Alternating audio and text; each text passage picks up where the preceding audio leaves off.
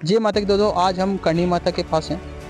करणी माता मंदिर आप देखने वाले हैं कि कुछ दिनों में नवरात्र शुरू होने वाले हैं और इसी के संबंध में आज हम आपको इसकी पूरी कहानी बताएंगे।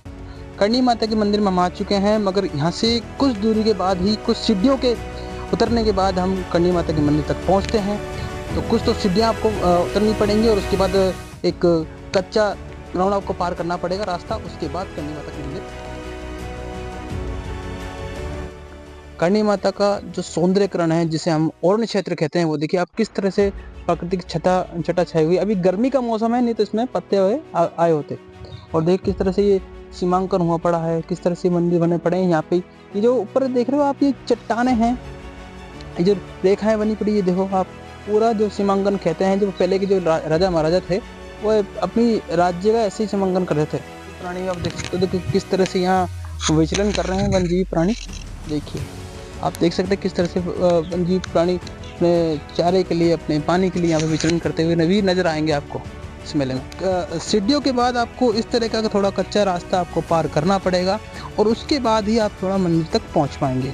ये आगे से कुछ दूरी का कम से कम आप मानिए 50 मीटर की दूरी, 50 से 60 मीटर की दूरी होगी जो आपको करणी माता तक ले जाएगी। और यहाँ ये जो क्षेत्र रहता है, इस क्षेत्र में प्रसाद वाले आपको मिलेंगे करणी माता के। उसमें जब भी आप आओगे, जब मेला चलता है उसमें प्रसाद वाले यहाँ लगे रहते हैं। देखिए आप जब कुछ सीढ़ियाँ पार कर जाएंगे, कुछ कच्चा मैदान, जब कच्चा रास्ता पार कर जाएंगे, तो आपको इस जो रेलिंग है, इससे होते हुए आपको करणी माता के दर्शन होंगे। ये कुछ ज़्यादा बड़ी रेलिंग नहीं है और इस थोड़ी सी रेलिंग है जो आपको यहाँ से पार करते जाना है। और जो इस तरह आप जो देख रहे हैं, यहाँ पे पुलिस स्टाफ बैठा होता है जो आपके प्रोटेक्शन के लिए है, जो आपको कहीं आप भटक जाते हो तो उसके लिए यहाँ पे पुलिस स्टाफ हमारा बैठा होता है। पंडित जी, ये रेलिंग है और यहाँ पे जो टीन शेड लगी हुई है, यहाँ ये किस चीज़ के लिए लगी हुई है?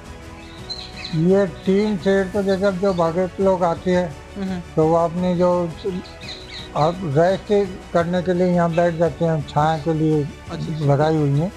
जो कि यहाँ पे जैसे कोई अपने साथ कोई सामग्री वगैरह खाने पीने का सामान लाता है, वो यहाँ बैठ के आराम से खा लेता है, यानी विश्राम गृह एक तरह का हो जाता है। एक तरह से विश्राम कर लेते हैं। और ये जो रेलिंग है, यहाँ भीड़ यात्रियों को व्यवस्थित ढंग से दर्शन हो पाए, इसलिए रेलिंग लगाई। तो यहाँ से ये दर्शन करते हैं। और ये जो दूसरा गेट जो आप देख रहे हैं, ये दूसरा गेट निकलने का है वापस। करणी माता की कुछ सीढ़ियाँ पार करके, कुछ कच्चा रास्ता पार करके, कुछ रेलिंग पार करके आखिरकार हम करणी माता के मंदिर में आ चुके हैं। उनकी जानकारी के लिए हमारे साथ है घनश्याम शर्मा जी। बताएं किस तरह से मंदिर पधरा और किसने पधराया था और किसी काल में? माता रानी का, करणी माता का इतिहास अलवर में इस प्रकार है कि अलवर में राजा बख्तावर सिंह हुआ करते थे। तो राजा महाराजा को शिकार के शौक होते थे, तो उन्होंने एक पहाड़ियों में शिकार करा था। तो उनको उस समय एक जंगली सुअर का मिला। तो सुअर का जब शिकार करते, और सुअर उस स्थान पे न गिर के वहाँ से कम 3-4 किलोमीटर दूर भागकर एक धार्मिक स्थल के अंदर घुस के गिर गया। वहाँ पे जो उनके धर्मगुरु थे, उन्होंने वहाँ राजा के शाही तीर को देखकर उनको श्राप दे दिया कि राजा रानी आके अपनी दाढ़ी के और सिर के बालों से अगर इस धर्म स्थान को धोएं तो ठीक है, नहीं अन्यथा उनको कष्ट होगा और अंततः मृत्यु का प्राप्त हो जाएंगे। तुरंत ही राजा ने उस स्थान पे अपने मंत्री वगैरह को भेजा कि उन्होंने समझाया धर्मगुरुओं को, पर वो नहीं माने। तो उस समय वो धीरे धीरे करके मरण तुल्य स्थिति में आ गई। उस समय जो अपने पंडित वगैरह थे और राज वैद्य वगैरह थे, उन्होंने इलाज करा लेकिन कोई असर नहीं हुआ। तो उनकी सेना में एक चारण कुल से एक सिपाही था, बारजी नाम। तो उन्होंने कहा, महाराज आपके आज्ञा हो तो हम भी हमारी माता रानी का आह्वान करें। उन्होंने बोला कि आपको किसने रोका, आप जगह। तो उन्होंने माता रानी की अलग जगाई थी। रात को 11 बजे माता रानी प्रकट हुई। और उन्होंने कहा, राजा ने जो कृत्य किया उसके कुछ तो दंड मिलना चाहिए, इसलिए मैं उन्हें सुबह भोर होने पर ही दंड दूंगी। ये समाचार राजा तक पहुंचा है कि महाराज ये तुमने कहा कि भाई दिन कट गया तो रात भी कट जाएगी। तो सुबह 4 बजे महलों की डोली पर बैठकर हाँ सफेद चील के रूप में उनको दर्शन दिए थे। जी और उनके दर्शन करते ही उनके साथ दुख दारिद्र दूर हो गए। उस समय उन्होंने पूछा कि भाई आपने किस देवी का आह्वान करा था, उनकी पूजा वगैरह करनी है। तो उन्होंने बताया कि देशनोक में मंदिर है जी तो उधर उन्होंने वो पूजा सामग्री भिजवाई पंडितों के साथ, और सही जिसमें 100 मन सोने का छत्र, 50,000 सोने की असतिया और चोटी से लेके जूती तक सोने की रतन जड़ित ये और पूजन सामग्री ब्राह्मणों के साथ दी। तो वहाँ पे सारा पूजा करके उन्होंने आगे फिर राजा ने वो आने पर पूछा भाई कोई तकलीफ वगैरह, उन्होंने भी तकलीफ बने पर माता जी का मंदिर बड़ा छोटा सा मंदिर है, उसमें सब चीज तो कर अर्पण कर जाए, लेकिन छत पर ही रख के आना पड़ा। अच्छा। उस समय कुछ समय बाद महाराज बख्तियार सिंह उधर बीकानेर दर्शन करने के लिए गए। जब उन्होंने उस मंदिर की रूपरेखा जो दिवाई गई थी वो आलोक्य बख्तियार सिंह जी ने दिवाई जी। उसके बाद उस मंदिर में अनेकों राजाओं द्वारा काम और बख्तियार सिंह जी के बाद अलवर में शासन हुआ था। पंडित जी एक बात और सुनने में आती है कि जो बख्तियार सिंह जी थे जो अपने करनी माता है बीकानेर में, उसमें कहते चांदी का कोई दरवाजा ही बनाएगा। वो जो चारों तरफ जो डंडा बनवाया था, वो गेट बनवाए, गेट चौधर वगैरह जो नए गेट बनाए, हाँ वो बख्तियार सिंह जी के ही बनाए हुए चांदी के गेट लगवाए थे उन्होंने। अच्छा उस समय जब उनकी तबीयत सही हो गई तो उसके बाद उन्होंने ये कर था। अच्छा और क्या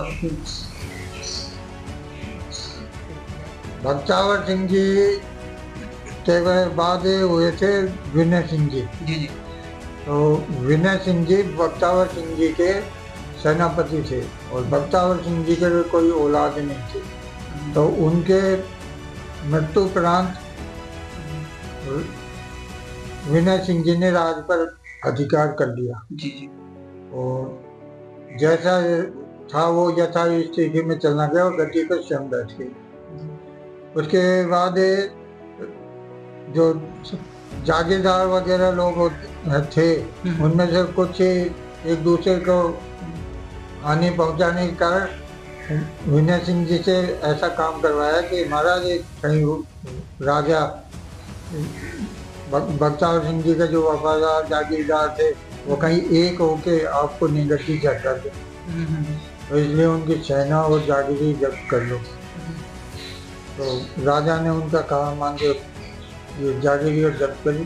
तो उनमें बारिश जी को भी उन्होंने जब माता रानी का आह्वान करा था उनको भी एक 5 गांव की जागीरी दी थी। अच्छा 5 गांव की जागीरी वो भी उसमें जब्त कर ली। तो उन्होंने बोला कि महाराज ये तो हमको कोई ना दान में दी हुई है और दान में दी हुई चीज तो कोई लेते नहीं।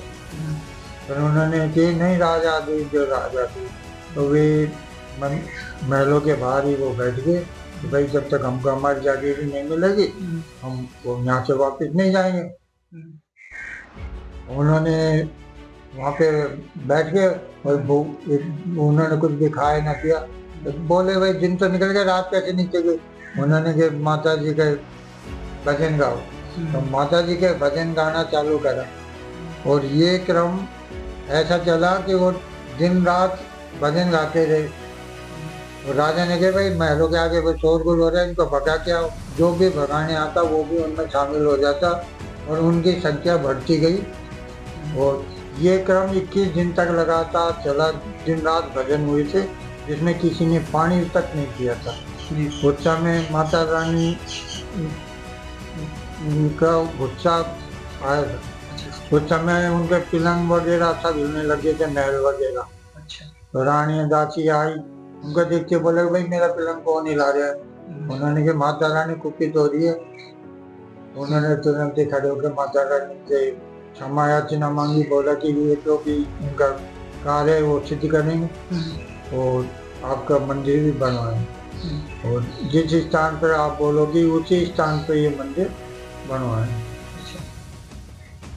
तो तुरंत ही उन्होंने उनको बुलाया और उनको एक किशनगढ़ जागीर दी थी उस समय, अच्छा जो 5 गांव की जागीर नहीं थी और 250 गांव वाली जागीर थी, अच्छा अच्छा। जिसमें राजा का मान भी रह गया और उनका सम्मान भी हो गया।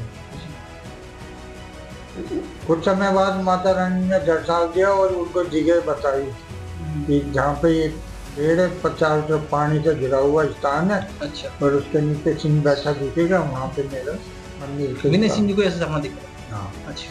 तो विनय सिंह जी ने इस मंदिर की स्थापना कराई थी। तब से ये यहाँ माता रानी का निवास स्थान कहलाता है, और यहाँ पे जो भी आता है सभी की जो भी इच्छा है, मनोकामनाएं, इच्छित कार्य, सब कार्य पूर्ण होते हैं और तुरंत व्यवहार से जब होते हैं, जल्दी से जल्दी। कब कब इनका मेला बढ़ता है, कब कब इनकी पूजा होती है, विशेष तौर पर बताएं। देखो, मेला तो चैत्र और अश्विन मास में दोनों नवरात्र में मेला बढ़ता है। अच्छा। और वैसे गुप्त नवरात्र भी करते हैं, लेकिन उस समय मेला नहीं करते हैं। अच्छा अच्छा अच्छा। और पूजा तो 12 महीना मंदिर खुलता है। अच्छा। तो सुबह 8 बजे से लेकर शाम के 5 बजे तक ही मंदिर। अब कई जैसे कि जिनको शादी की रहती है, जिनकी शादी नहीं हो रही है, जॉब के लिए, उनके लिए क्या विशेष तौर से करवाते हैं आप? उनके लिए जिनकी शादी वगैरह जो हो रही है, जॉब वगैरह जिनको नहीं मिल रही है, उनके लिए एक भागवत की पूजा होती है। अच्छा। वो पूजा कराई जाती है। अच्छा। उसके बाद उनकी शादी भी हो जाती है, और जिस दिन को जिन्होंने अपनी नौकरी वगैरह के लिए या व्यापार के लिए बोला होता है, कराते उनका वो काम पूरा हो जाता है। तो ये एक दिन की प्रक्रिया होती है, कुछ दिन तक आना होता है इसमें? नहीं, एक ही दिन की पूजा होती है। अच्छा। उसके बाद उसको थोड़ा बताते हैं, वो उसको करना पड़ता है। अच्छा, वो उसके कर्म। तो आपने जो कराया उसके बाद कुछ लोगों का हुआ, फिर आपसे हुआ कि हम आए थे, ये मन्नत हुई थी हमारे पूरी, फिर हम आप अब आए हैं आपके पास, कुछ ऐसा सीन आया हुआ आपके सामने? नहीं, तो जिनकी भी पूजा कराते हैं सभी आते हैं, माता जी को धन्यवाद करने आते हैं। हाँ हाँ। और हमारे पंडित जी को भी कुछ हाँ नहीं, जो भी होता है वो तो पंडित जी के लिए कपड़े लाते हैं, और कुछ जो लाते हैं अपने हिसाब से लिए आते हैं। ऐसे वैसे तो लाते नहीं, मतलब ऐसा काम करते जैसे कपड़े ले आए, फल फ्रूट ले आए। ये चीज है। तो आपने जाना किस तरह से ये माता जी पधरी थी, किस तरह से? तो ये थी करणी माता जी। भैरव जी का मंदिर है, जो करणी माता के हाथ का मंदिर है। तो माता जी के मंदिर के दर्शन करने के बाद भैरव जी के दर्शन करने होते हैं। अच्छा, तो यहाँ भैरव जी का स्थान है, ये हवन कुंड है। जब नवरात्रों में 9 के 9 दिन हवन चलते हैं, और उसके बाद छोटे हवन कुंड पर रोजाना हवन चलता है इधर। शिव परिवार है, उनके साथ वाहन है, इनकी क्या विशेषता रखते हैं ये अलग ही? ये शिव मंदिर है, ये प्रतापेश्वर जी है। और इधर जो ये मंदिर है, ये रूपेश्वर जी है। हाँ। ये पटावेश्वर जी है। और अलवर के जो जिन्होंने अलवर स्टेट की स्थापना करी और अलवर नाम से जो इतिहास चालू हुआ, वो प्रताप सिंह जी प्रथम थे, जो यहाँ के वो इनके उपासक थे, प्रताप सिंह जी प्रथम। तो उन्होंने इस मंदिर को पधराया और सब यहाँ पे जितने भी जैसे इनके मूर्तियाँ, उनके साथ सबों की सब वाहन साथ है। अच्छा, इसलिए पटावेश्वर हो गया इनका। और प्रताप सिंह जी इनके उपासक थे, उन्होंने पधरवाया, इसलिए इनका नाम प्रतापेश्वर है। ये जो ये दूसरा शिवलिंग है, इसकी क्या? और प्रताप सिंह जी के का देवासन होने के बाद ये मंदिर उनकी जो महारानी थी रूपकला या रूपवती, जो भी नाम था, उन्होंने ये मंदिर की स्थापना कराई थी। दूसरा शिव मंदिर। अच्छा। और ये दोनों मंदिर पति पत्नी के हिसाब से। ये वाला शिवलिंग किस नाम से पता जाता है? ये रूपेश्वर जी के नाम से पता है। रूपेश्वर नाम हो गया। हाँ, कैंसिल हो। इसके बाद ये हाँ हुआ शुरू। स्टार्ट ये। हाँ पंडित जी, ये जो हनुमान जी हैं ये कैसे पधरे हैं? हाँ, ये हनुमान जी महाराज यहाँ पे एक समिति हुआ करती थी पहले, अच्छा। तो उन्होंने इस मंदिर का हम्म। निर्माण करा। माता रानी के जो भगत आते हैं और माता जी से जो भी अपनी इच्छा होती है उसको माता जी को बोलते हैं पहले, और फिर उसकी याददाश्त के लिए हाँ। यहाँ पे ये चुन्नी बांधते हैं। डोरा या चुन्नी माता जी को बांधते हैं, ताकि भाई माता जी को याद रहे कि भाई इस भगत का ये काम होना है, होना। इसलिए ये मन्नत के रूप में ये चुन्नियाँ बांधी जाती हैं। तमाम आप देख सकते हो कि ये पूरे मंदिर में चारों तरफ बनती है। कुछ देर से देखो गेट पे भी चुन्नियाँ बंधी हुई हैं, गेट पे भी चुन्नियाँ बंधी हुई हैं, और माता जी की जो खिड़कियाँ हैं उस पर भी चुन्नियाँ बंधी हुई हैं। और ये जो परिक्रमा जिसे हम बोलते हैं, ये परिक्रमा मार्ग है, यहाँ से होते हुए भक्तगण परिक्रमा चला लगाते हैं, और फिर थोड़ी दूर पे फिर आपको यहाँ पे भी चुन्नियाँ मिलेंगी। ये देखो यहाँ पे भी भक्तों ने याददाश्ती के लिए चुन्नी बांध रखी हैं। और फिर दूसरा जो गेट है ये भी यहाँ पे जगह जगह आपको और भक्तगण की तो इतनी महिमा होती है कि जहाँ उनको नज़ारा मिलता है, जहाँ जो कोई जगह मिलती है वो सब जगह भर देते हैं और कर देते हैं कि हमारा काम जल्द से जल्द हो। यहाँ ये कौन सी देवी जी है पता बताएं आप? ये लक्ष्मी जी का मंदिर है, महालक्ष्मी जी का मंदिर है। अच्छा, ये माँ लक्ष्मी जी का मंदिर है, ढका पड़ा है। ये क्या है? तुलसी महारानी है। तुलसी महारानी जी हैं। ये जो राधा कृष्ण जी हैं ये कब कुछ पता रहेगा तो कुछ जानो आप? ये राधा कृष्ण जी का मंदिर है, भगत थे उन्होंने पता। इस मंदिर में कहाँ से लोग आते हैं, कहाँ से किस? यहाँ पे माता जी का जब मेला भरता है उस समय चारों तरफ से लोग बाग आते हैं, जैसे हरियाणा से आते हैं, पंजाब से आते हैं, जैसे गुजरात से, मध्य प्रदेश से, यूपी से, चारों तरफ से भक्त जन आते हैं। अच्छा, लगभग इस मेले में कितनी भीड़ पड़ जाती है आपके अंदर? दोनों जब मेला बढ़ता है, अब जो चित्र आ रहा है इसमें कितनी भीड़ पड़ती है? लगभग लखी मेला होता है, इसमें रोज के लाखों आदमी नहीं आते। लाखों करीब। अरे किस तरफ ये मार्ग जा रहा है, किस तरफ बताएं आप? ये ज्योतिर्विद्या ही अपने प्रताप सिंह जी प्रथम की पुण्य स्मृति में ये छतरी बना दिया है जी। यहाँ पे प्रताप सिंह जी प्रथम के देवासन होने के बाद मृत शरीर को अग्नि मुख इधर ही दिया गया था। अच्छा। और उसकी याद में यहाँ पे ये छतरी बनाई हुई है। अच्छा। और उस जमाने में जो भी यहाँ के जो रुचि या स्थापत्य कला जो होती थी वो इसमें चित्र भित्ति चित्र के हिसाब से दी हुई है।